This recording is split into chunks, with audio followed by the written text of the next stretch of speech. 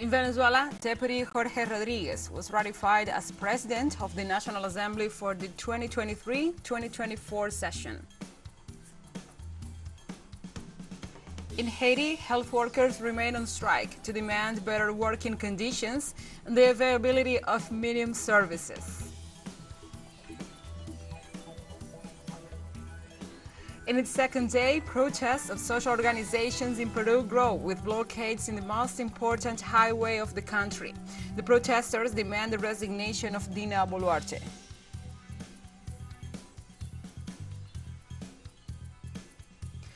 From the headquarters of teleSUR English in Havana, Cuba, this is From the South.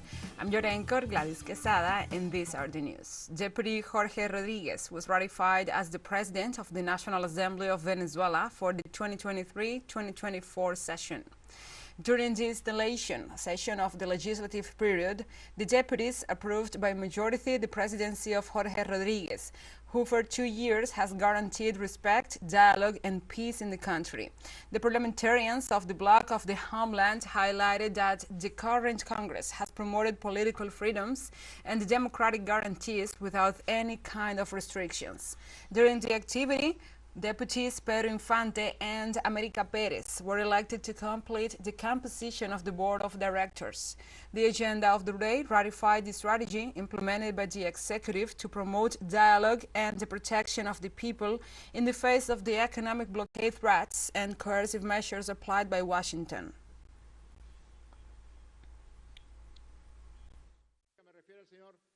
I'm referring to Mr. Donald Trump, who is the intellectual author of all this brutal agenda against the people of Venezuela.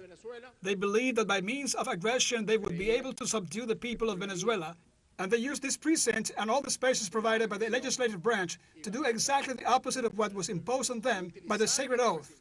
They used it for evil, they used it for harm, they used it to prevent the arrival of medicines to Venezuela so that we could not buy the food that the Venezuelan people need.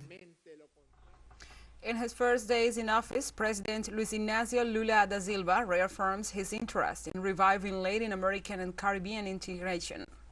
The recently elected President of Brazil, Luis Ignacio Lula da Silva, confirms his country's return to the Community of Latin American and Caribbean States, CELAC, and he will travel to Argentina to ratify his decision at the 7th Summit of the Heads of State and the Regional Organization to be held in Buenos Aires on January 24, 2023. The announcement of his participation was confirmed to the President of Bolivia, Luis Arce. Brazil's far-right president and the former president, Jair Bolsonaro, withdrew the country from the CELAC organization in 2020. He did the same with the Union of South American Nations, UNASUR, in April 2019, claiming that it was a creation of the late Venezuelan president Hugo Chavez Frias to exercise leftist power in the region.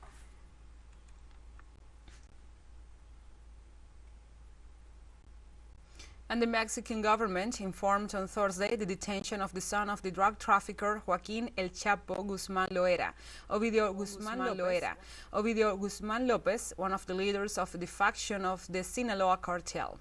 Guzmán López was captured in Sinaloa on Thursday after a 6-month surveillance operation. Gunfire and carjackings have been reported in the city of Culiacán in an apparent backlash after armed forces carried out a raid early on Thursday. A Mexican airline said a plane scheduled to fly from the city was hit by bullets before taking off. Defense Minister Luis Crescencio Sandoval said Guzmán López is accused of leading a faction of his father's notorious Sinaloa cartel, one of the largest drug trafficking organizations in the world.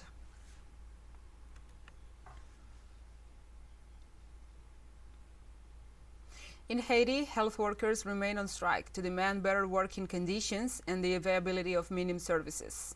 The health personnel of the country's state university hospital are demanding that oxygen and electricity be made available in health care centers, in addition to a salary increase to face the galloping inflation, which exceeded 47% in December. In this sense, residents denounce that currently medical personnel earn less than $2.8 without access to social protection. Likewise, the participants called for a real commitment so that the hospitals are able to adequately attend to the citizens.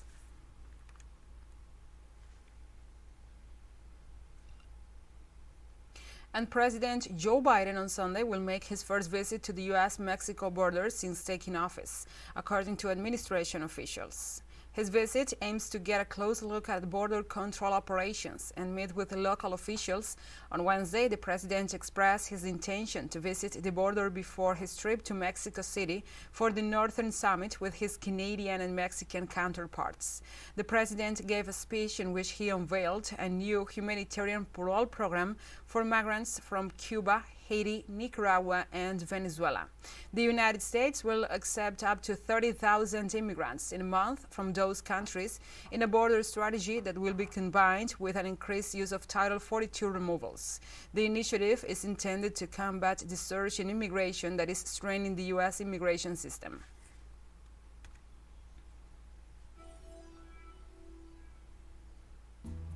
Let's take a short break, but first, remember you can follow us on our TikTok account at teleSUR English, in which you will be able to see news in different formats, news updates, and more.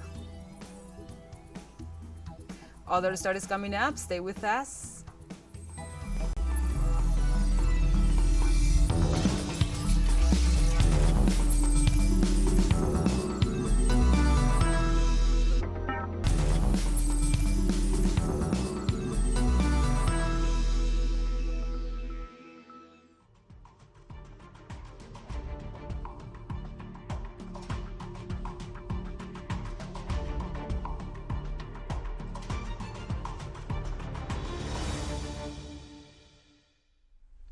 Welcome back to From the South.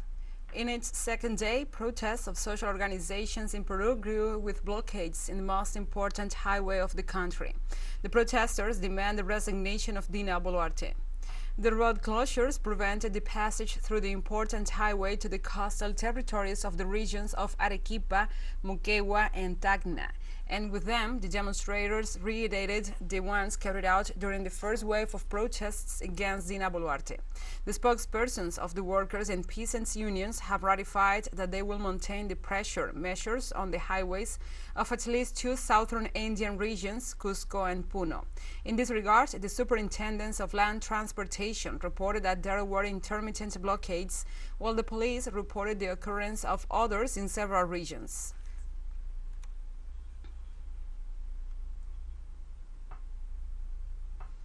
In Bolivia, social sectors led by the Central Bolivian Labor Union declared an emergency against the attempts of right-wing sectors to destabilize the country to prevent the prosecution of those responsible for the coup d'etat of November 2019. Our correspondent, Freddy Morales, tells us more.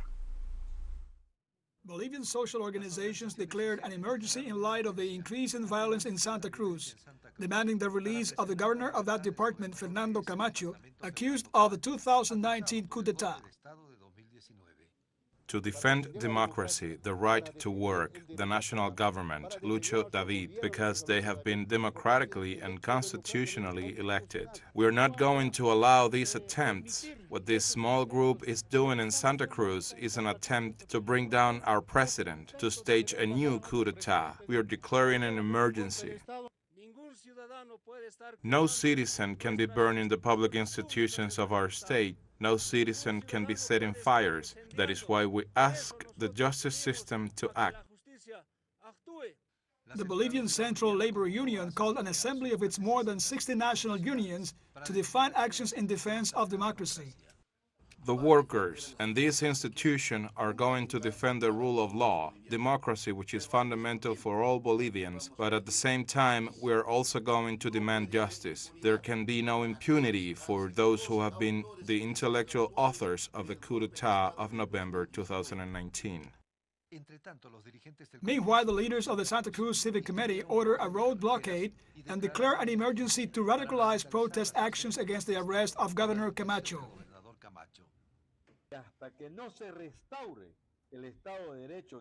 Until the rule of law is restored in the country, we declare a state of emergency, mobilizing all the citizens. We ask the private sectors, autonomous entities in general, to be flexible with their workers so that daily from 4 p.m. they join in to continue with the state of civil emergency.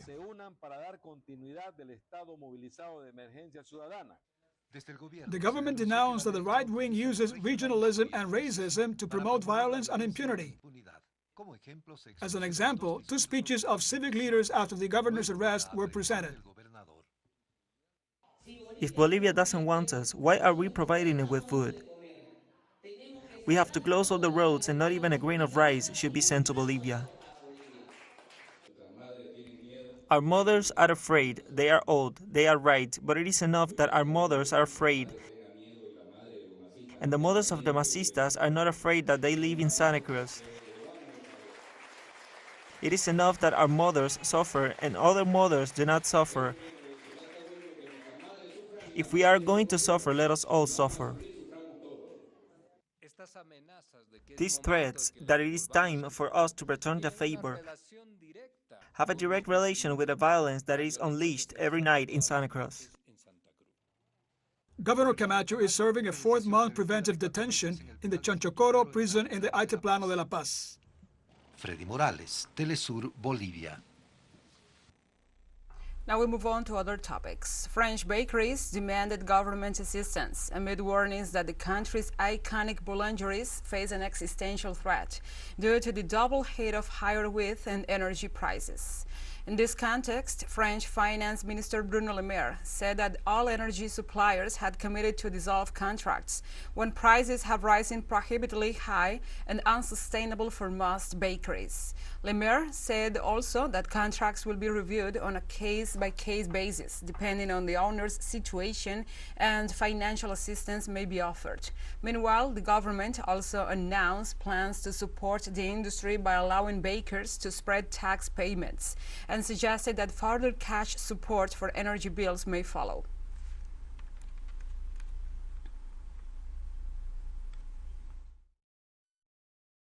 About 2/3 of the companies, I'm not talking about just bakeries, I'm talking about all the small companies.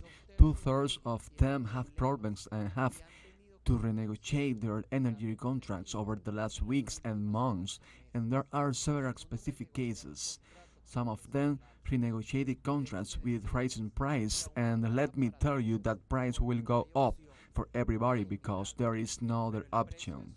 There is no miracle, but the price of their contracts increased in a reasonable proportion, which they can absorb, and there are some.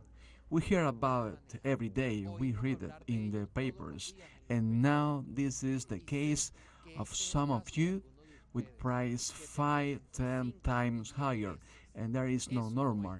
This is abusive and aberrant. And the Spanish police dismantled in Malaga a criminal group dedicated to labor exploitation and fraudulent regulation of undocumented immigrants, mainly Moroccans, who were charged up to 3,000 euros. As shown in a video released by the National Police, the agents entered and searched 4 homes in the province of Malaga, in which they seized more than 50,000 euros in cash and abundant documentation. In the operation, 43 people of various nationalities were arrested, including the leaders of the group. It is believed that at least 7 agricultural companies were involved in the labor exploitation scheme. Spain is a key gateway to Europe for illegal immigration from Africa. In 2022, more than 31,200 people entered the country without permission. However, this is 25% less than in previous years.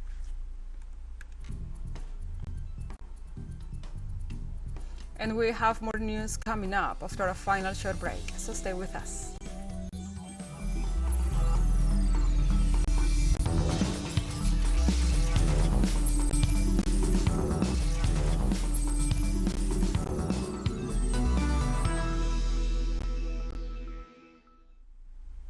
Welcome back to From the South.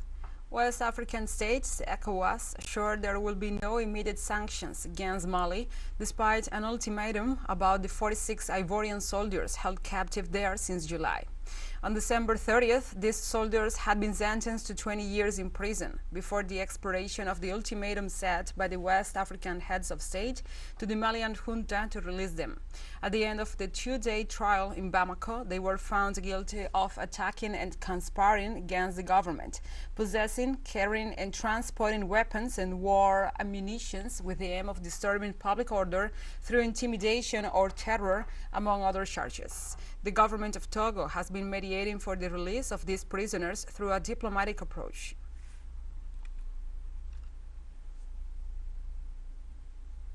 On Thursday, hundreds of demonstrators took over the streets of the Sudanese capital Khartoum to demand military rulers leave power.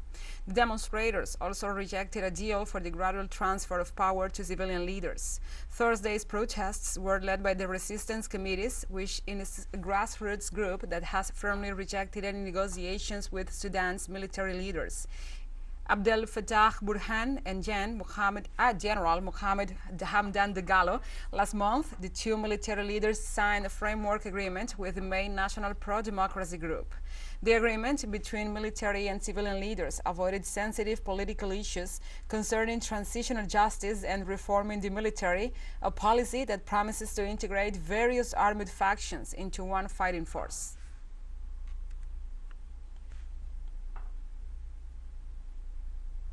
The government of Senegal banned a demonstration that meant to denounce the lack of resources in the fight against COVID-19.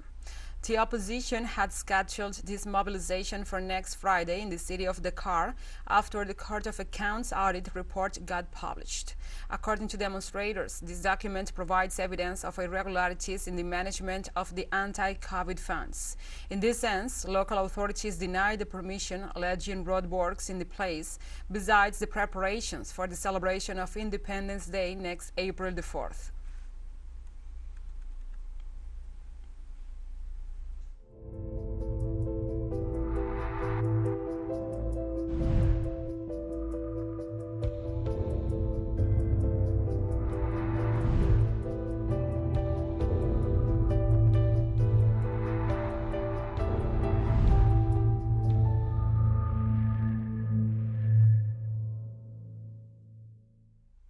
Now we move on to other topics. On Thursday, the World Health Organization said that the latest Omicron subvariant is the most transmissible strain of COVID-19 yet. However, it does not seem to make people sicker. Data from the Centers for Disease Control and Prevention shows that the new subvariant XBB.1.5 has spread quickly across the northeastern U.S. and accounts for about 41% of confirmed COVID cases across the nation. Maria van Herkove, the WHO's COVID-19 technical lead, warned that the number of people infected with this subvariant has doubled in the U.S. about every 2 weeks and has been detected in 29 countries. Experts said this is just as skilled at dodging antibodies from vaccines and infections as the previous XBB and XBB.1 variants.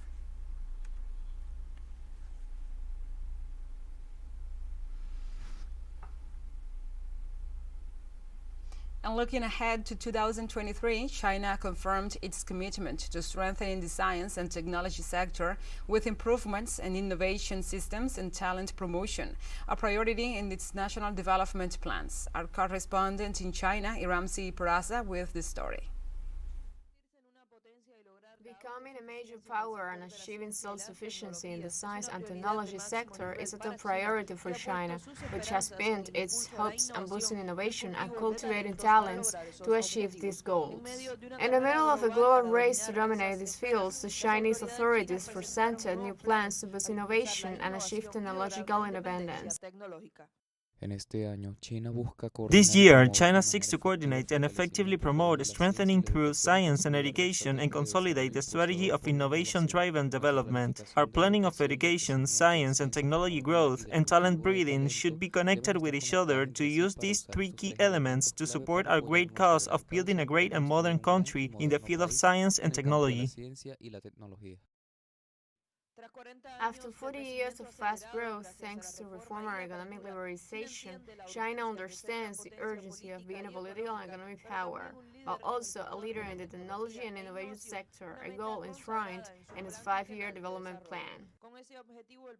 To this end, the country invests more than $400 billion each year in research and development, training of top-level talent, and the construction of innovation platforms to foster the emergence of new ideas and companies. Beijing also sees technological independence as a key requirement, especially at a time of growing disagreements with the United States. After running behind in the technologies that shaped the 20th century, China looks ahead to the 21st century, in which it can lead the way in cutting-edge science and in which artificial intelligence and technology can put at the service of the progress and development of its 1.4 billion people. And we have come to the end of this news brief. But remember, you can find this and many other stories on our website at telesurenglish.net. And also, if you feel so inclined, please join us on social media for all the latest news. We are on Facebook, Twitter, Instagram, Telegram, and TikTok. For TeleSUR English, I'm your anchor, Gladys Quesada. Thank you for watching.